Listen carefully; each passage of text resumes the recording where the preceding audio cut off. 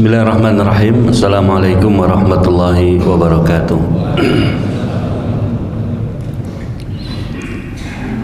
Innal hamdalillah nahmaduhu wa nasta'inu wa nastaghfiruh wa na'udzu billahi min syururi anfusina wa min sayyiati a'malina.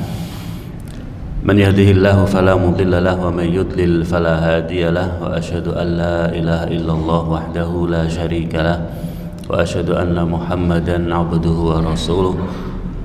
Allahumma salli wa sallim wa barik ala Muhammad wa ala alihi wa ashabihi wa tabi'ina wa man tabi'ahum bi ihsanin ila yaumiddin, amma ba'd. Radina billahi rabba wa bil islami dina wa bi Muhammadin sallallahu alaihi wa sallama nabiyyan wa rasula. Rabbana zidna ilma warzuqna fahma. Jamaah salat subuh yang dirahmati Allah Subhanahu wa taala, marilah kita terlebih dahulu memanjatkan puja dan puji syukur kehadirat Allah Subhanahu wa taala atas segala nikmat yang telah Allah berikan kepada kita. Pada pagi hari ini Allah Subhanahu wa taala perkenankan kita untuk bangun dari istirahat kita, dari tidur kita, dan Allah ringankan kita untuk melaksanakan salat subuh dengan berjamaah. Inilah satu nikmat yang harus kita syukuri ya. Karena betapa banyak orang yang Allah beri kesempatan bangun untuk mengerjakan sholat subuh berjamaah, tapi dia memilih untuk melanjutkan tidurnya ya. Betapa banyak orang yang Allah berikan nikmat baginya untuk bangun di waktu subuh, tapi bukan sholat subuh yang dikerjakan, tapi ya, melakukan aktivitas untuk mencari dunia ya. Karena ada orang seperti ini. Saya pernah mendengar cerita dari seorang teman, ada orang yang dia tiap hari jam 3 itu sudah bangun, tapi dia tidak untuk sholat malam dan sholat subuh, tetapi dia bangun langsung ke tempat jualannya ya, ke tempat jualannya untuk mempersiapkan jualan yang akan dia, atau orang tersebut memiliki toko besi ya. Dia punya toko besi, sehingga dia bangun jam 3 ke toko untuk membuka tokonya dan mempersiapkan semua hal yang berkaitan dengan dagangannya, dan dia tidak mengerjakan sholat subuh. Nah, jadi satu hal yang sangat disayangkan seandainya orang itu bangun dan dia memang dia seorang muslim ya. Kalau bukan seorang muslim mungkin dimaklumi ya, tapi karena seorang muslim hendaknya seharusnya justru ketika bangun subuh itu yang dikerjakan adalah kewajiban utamanya. Yang paling pertama adalah menjalankan kewajibannya sebagai seorang hamba Allah, yaitu sholat subuh. Maka Bapak Ibu sekalian, kita patut bersyukur atas nikmat yang Allah berikan untuk kita. Kita diberi hidayah oleh Allah Subhanahu wa taala untuk menjalankan kewajiban yang melekat pada kita sebagai seorang muslim, khususnya melaksanakan sholat subuh. Selawat dan salam selalu kita curahkan kepada panutan kita Nabiullah Muhammad sallallahu alaihi wasallam, kepada keluarga beliau, sahabat-sahabat beliau, dan kepada siapa saja mengikuti petunjuk beliau hingga hari kiamat nanti. Jamaah sekalian dirahmati Allah Subhanahu wa taala, pagi ini yang akan kita sampaikan dan menjadi pembahasan kita adalah berkaitan dengan berikanlah uzur kepada saudaramu. Berikanlah uzur kepada saudaramu. Ini adalah sebuah sikap ya, dan satu akhlak yang sangat penting untuk kehidupan kita, yaitu memberi uzur kepada saudara kita yang melakukan kesalahan atau melakukan hal-hal yang itu mungkin dianggap sebagai satu perbuatan yang bisa menghilangkan muruah atau wibawa, ya, atau perbuatan yang itu bisa mendatangkan dosa. Ya. Jadi berkaitan dengan masalah memberi uzur ini, ya, uzur artinya adalah alasan, ya, alasan. Jadi kita punya sekian banyak alasan untuk memberi pemakluman kepada saudara kita yang mungkin sedang melakukan kesalahan atau perbuatan yang secara sekilas itu salah, ya, secara sekilas atau tampak dari luarnya itu adalah sebuah kesalahan. Maka hendaknya kita memiliki uzur, memiliki alasan. Nah, disebutkan di dalam sebuah riwayat, tapi ini bukan hadis, dari Muhammad bin Sirin rahimahullahu taala. Muhammad bin Sirin rahimahullah mengatakan, idza balaghaka an akhika syai'un takrahuhu, apabila telah sampai kepada kamu mengenai saudaramu sesuatu yang engkau tidak menyukainya, ya, faltamis lahu udhrun, ya, maka carilah untuknya uzur.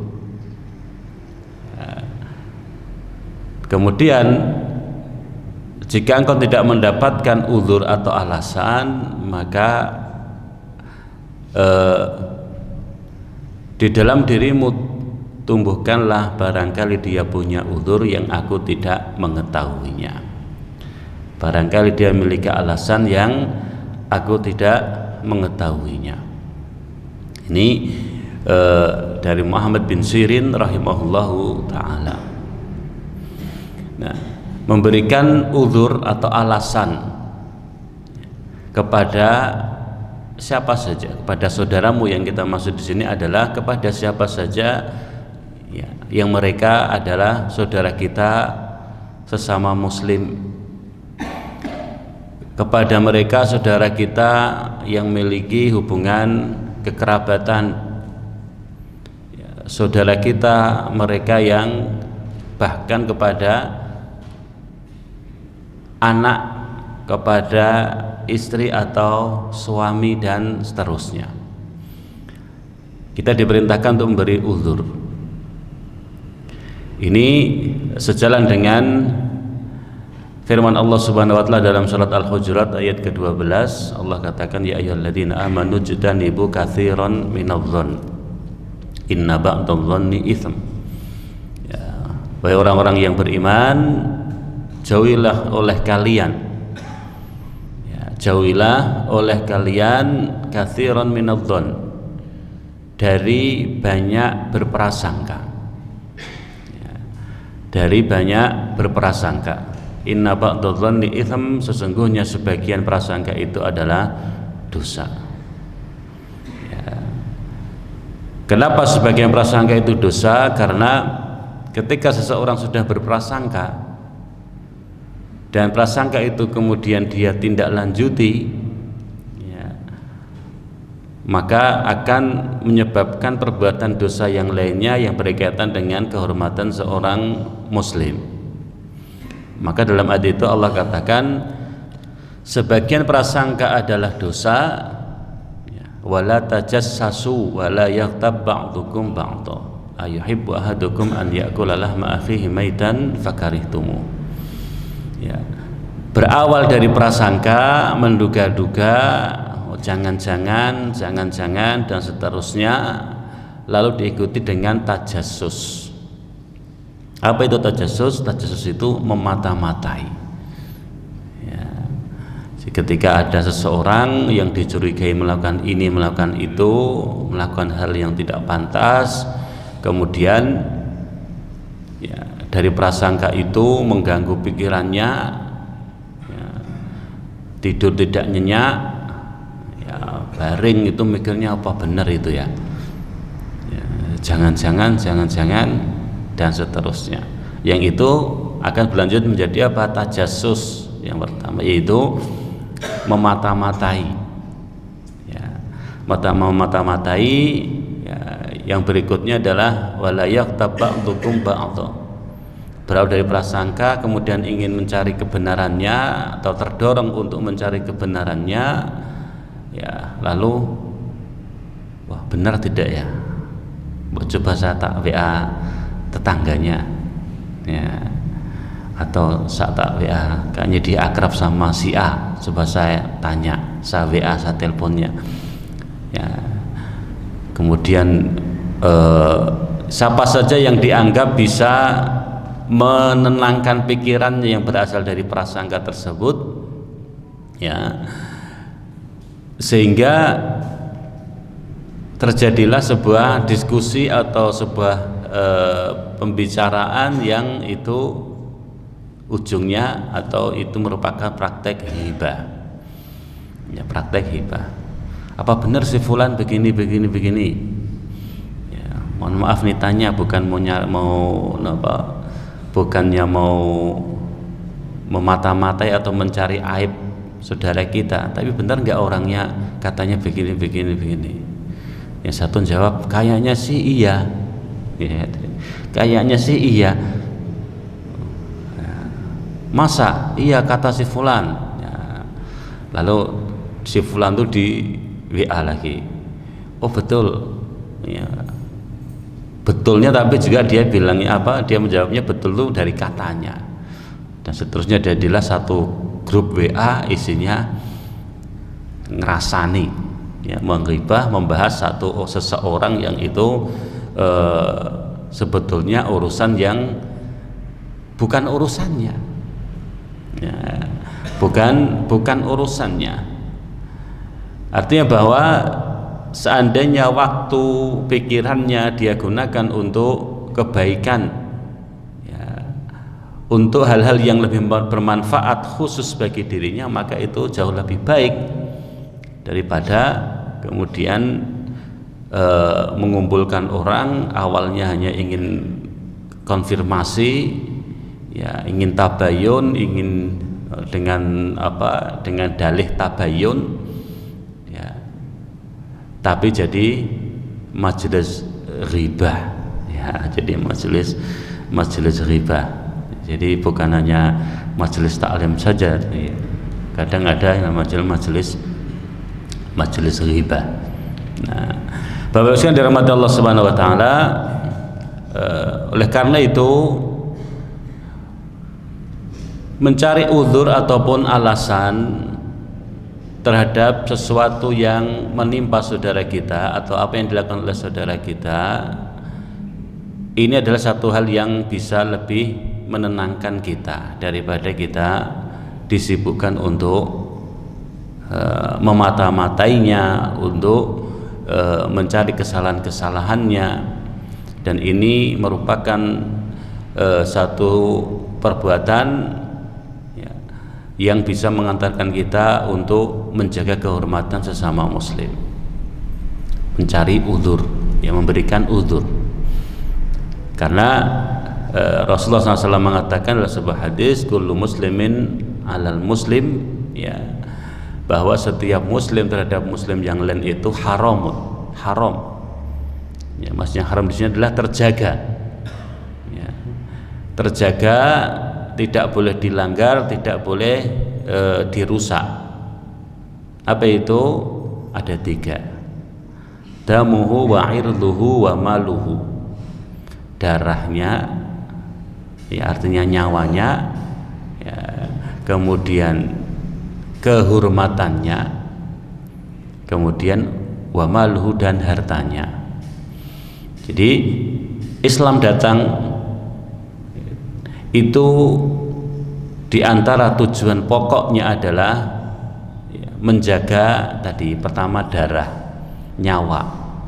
Maka tidak boleh, ataupun di dalam Islam itu menghilangkan nyawa dengan cara yang tidak hak, itu adalah satu dosa besar, ya, satu dosa besar. Bahkan dalam Al-Quran disebutkan, ya, Barang siapa yang bunuh seorang mukmin, orang yang beriman dengan sengaja, maka balasan baginya adalah neraka jahanam, dia kekal di dalamnya. Ya. Dan Rasulullah SAW mengatakan hilangnya satu nyawa orang yang beriman itu lebih besar di sisi Allah Subhanahu wa taala daripada hilangnya dunia dan seisinya. Ya, ini berkaitan dengan nyawa atau darah. Yang kedua adalah dengan kehormatan. Nah, udzur ini kaitannya dengan masalah kehormatan, melindungi kehormatan seorang muslim. Islam datang untuk melindungi kehormatan seorang muslim, irduhu. Ya. Dan jika kita belajar ilmu fikih, ilmu usul fikih, ya, itu dikatakan oleh para ulama bahwa Islam itu datang untuk melindungi 5 perkara yang disebut dengan ad-daruriyatul khams. 5 perkara yang prinsip atau yang pokok, yang darurat. 5 itu adalah ya hifdzun nafas. Ya. Jadi syariat Islam ini Allah turunkan, syariat Islam ini Allah ya turunkan untuk melindungi 5 hal, yaitu yang pertama hifdzun nafas, ya, menjaga diri ataupun menjaga nyawa.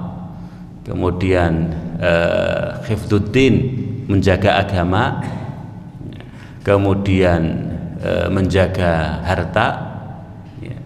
Kemudian menjaga menjaga hifdzun nasl, menjaga keturunan, ya, menjaga nasab atau keturunan, dan juga menjaga kehormatan. Ini kalau kita melihat dan kita teliti tentang semua syariat Islam itu tidak lepas dari salah satu atau sebagian dari 5 perkara pokok ini.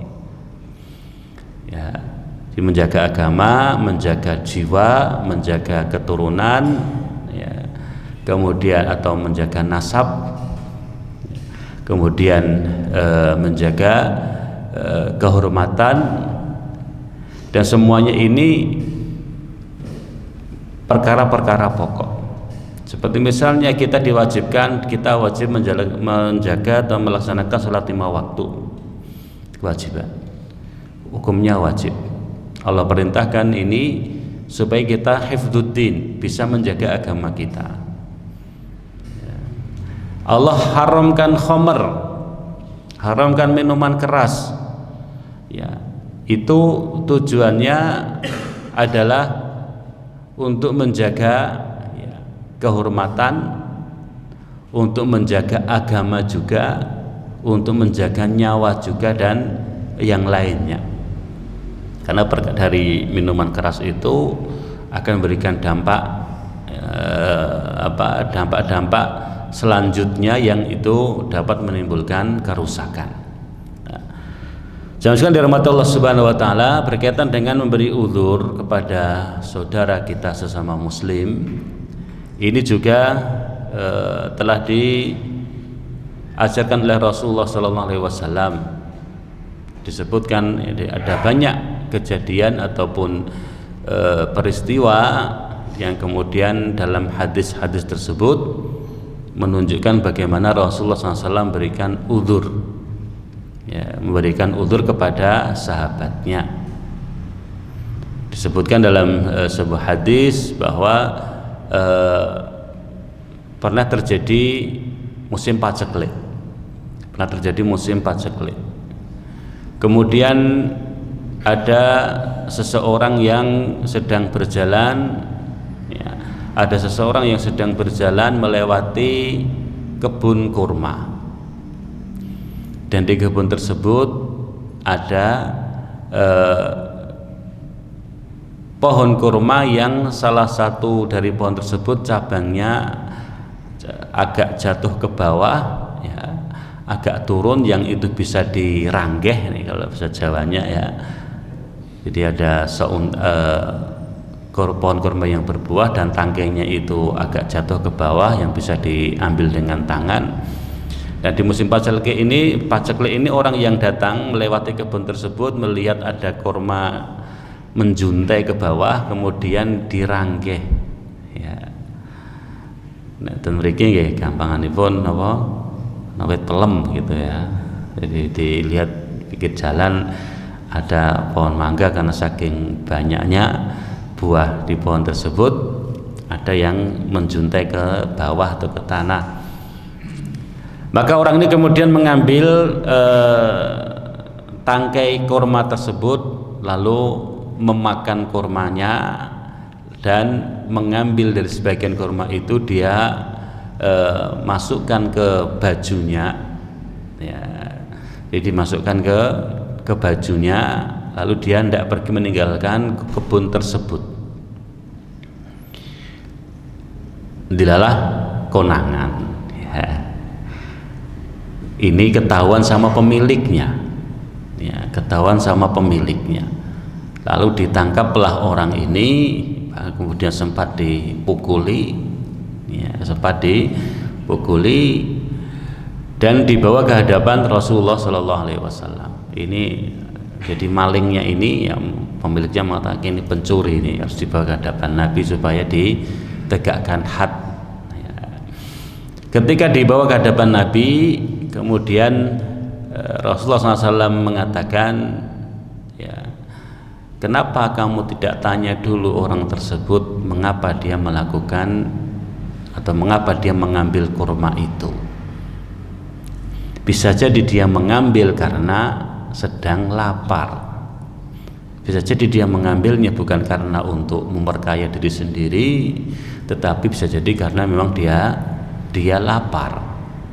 Sehingga kamu bisa memberikan kurma itu ya, sehingga dia bisa kenyang, dia bisa menutupi, menghilangkan rasa lapar dengan kurma yang kamu miliki. Toh kamu punya kebun kurma, kamu tuh punya kebun, ini hanya sebagian sedikit yang diambil ya.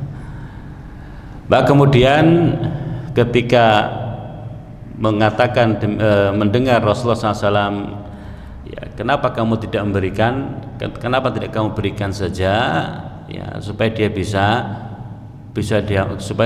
makan ya. Jadi orang ini ditangkap, dipukuli, bajunya kemudian bajunya dilepas ya, dibawa ke hadapan Nabi. Maka Nabi mengatakan, kenapa tidak kamu kasih saja ya, dan kamu kembalikan dan tidak perlu melepas bajunya ya. Maka kemudian orang ini, pemilik kebun kurma ini mengikuti ucapan Rasulullah SAW dengan memberikan kurma setengah wasad dan juga memberi baju baru kepada orang tersebut sebagai penebusan.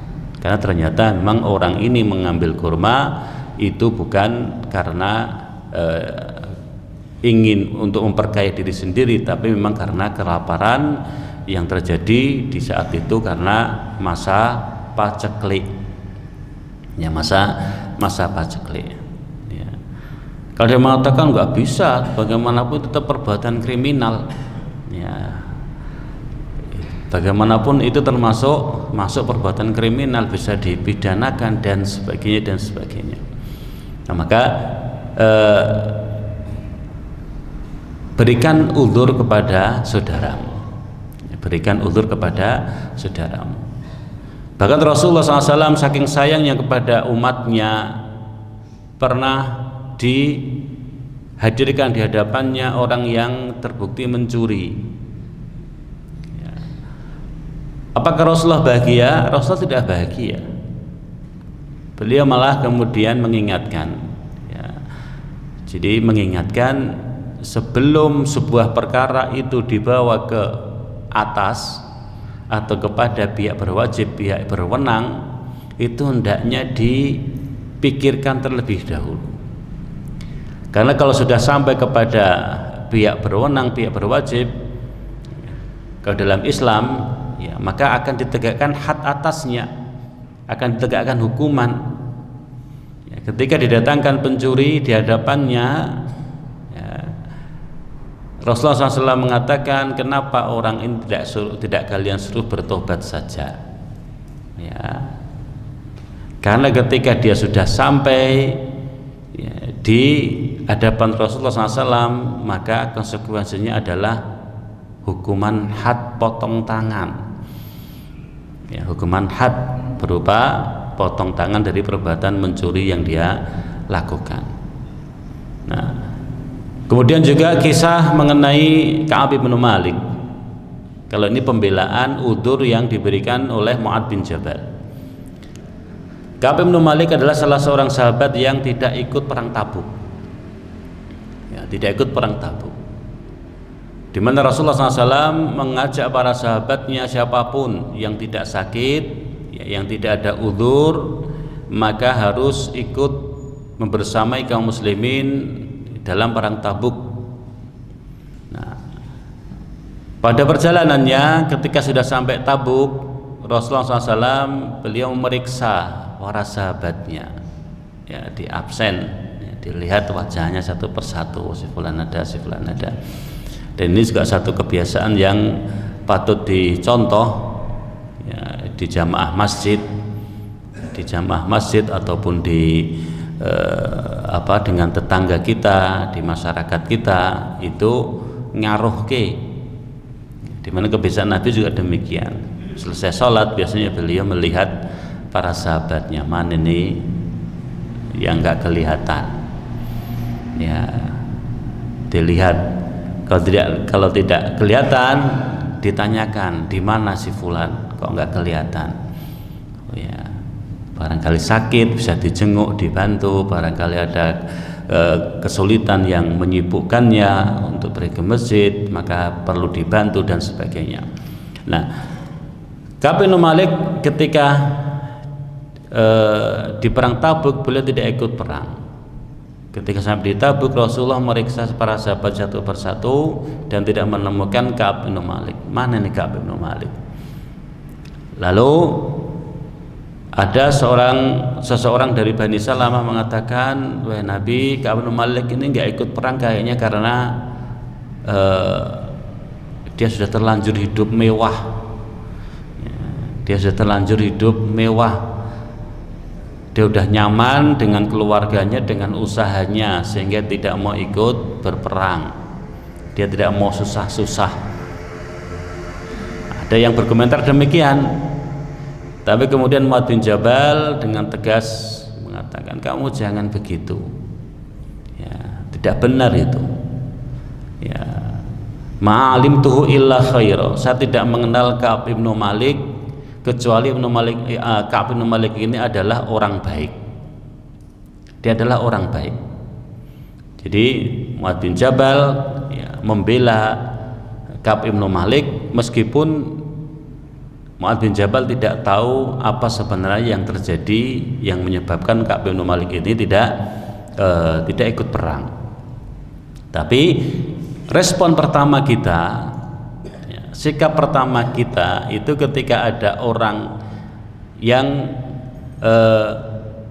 menceritakan hal-hal yang tidak baik tentang saudara kita, maka respon pertama kita adalah membelanya, ya, membelanya, bukan malah kemudian ikut ngompor-ngompori, masa iya sih dan seterusnya.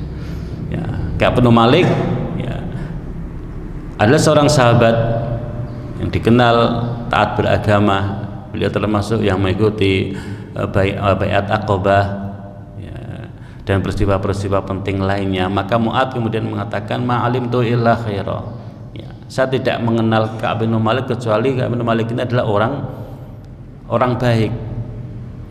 Maka tidak boleh, tidak pantas untuk menyebutkan hal-hal buruk kepadanya. Karena dia orang baik. Jadi dia tidak ikut perang ini bisa jadi karena alasan-alasan yang dibenarkan. Meskipun akhirnya apa? Kenyataannya memang Ka'ab bin Malik ini tidak ikut perang Tabuk ya karena memang tidak ikut dan tidak ada uzur, tidak ada alasan. Ya. Karena ketika Rasulullah SAW pulang dari perang Tabuk, kemudian mengumpulkan sahabat-sahabat yang tidak ikut perang Tabuk, kemudian ditanya satu persatu, kamu kenapa tidak ikut perang, kamu kenapa tidak ikut perang, dan seterusnya. Nah, Ka'ab bin Malik ini ketika dipanggil oleh Nabi, Ka'ab bin Malik, kenapa kamu tidak ikut perang Tabuk? Ka'ab bin Malik mengatakan, wahai Rasulullah SAW, saya tidak punya alasan. Saya tidak punya alasan yang bisa jadikan keringanan atau udzur yang dibolehkan saya untuk meninggalkan atau tidak mengikuti perang.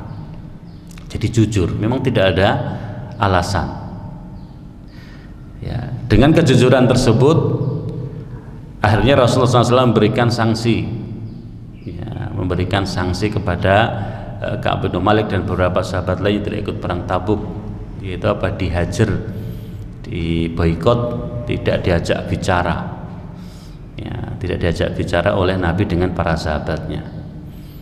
Nah, Ka'ab bin Malik ini ketika jujur, dia disalahkan sama keluarganya, sama istrinya, sama keluarganya. Ngapain kamu terus terang di hadapan Nabi? Kan bisa saja kamu punya alasan ini, saya nggak ikut perang karena begini, wahai Nabi. Dan kamu kan terkenal orang yang baik, orang yang dipercaya, ya, tokoh masyarakat. Kalau kamu mengatakan alasan-alasan pasti Nabi percaya.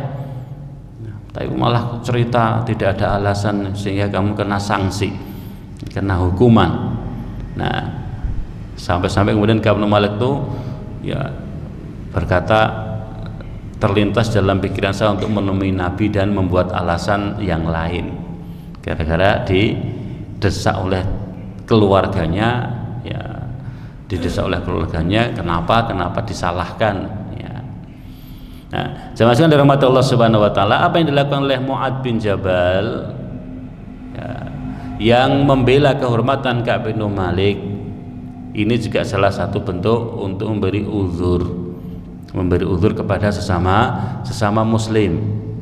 Nah, memberi uzur kepada sesama muslim. Maka Bapak sekalian dirahmati Allah Subhanahu wa taala, lebih baik kita itu salah karena memberi uzur atau karena husnudzon daripada kita salah karena suudzon. Ya. Karena kalau kita salah karena husnudzon, kita tidak berdosa. Tapi kalau kita salah karena suudzon, jelas itu berdosa. Dan disebutkan oleh seorang salaf, ya, bahwa sifat seorang mukmin itu yatlubu ma'adzira akhihi. Sifat seorang mukmin itu adalah mencari uzur untuk saudaranya. Sementara sifat orang munafik itu mencari kekurangan-kekurangan, mencari aib dan kejelekan saudaranya. Nah, ini sifat seorang mukmin itu yatlubu ma'adzira akhihi, mencari udzur, alasan. Oh, barangkali begini, oh barangkali begitu, karena mungkin sebab ini dan seterusnya. Ya. Tapi kalau orang munafik tidak. Ya, orang munafik tidak, dia malah justru mencari kejelekan-kejelekannya, ya, mencari kekurangan-kekurangannya, ya, mencari kesempatan-kesempatan, peluang untuk menjatuhkan kehormatan seseorang. Nah, karena itu Bapak Ibu sekalian dirahmati Allah Subhanahu wa taala, marilah kita berusaha untuk selalu memberikan uzur kepada sesama, kepada saudara kita, bahkan kepada keluarga kita, ya, dan termasuk yang hendaknya kita berikan uzur adalah ketika mungkin terjadi permasalahan terhadap saudara kita. Kan kadang paling enak,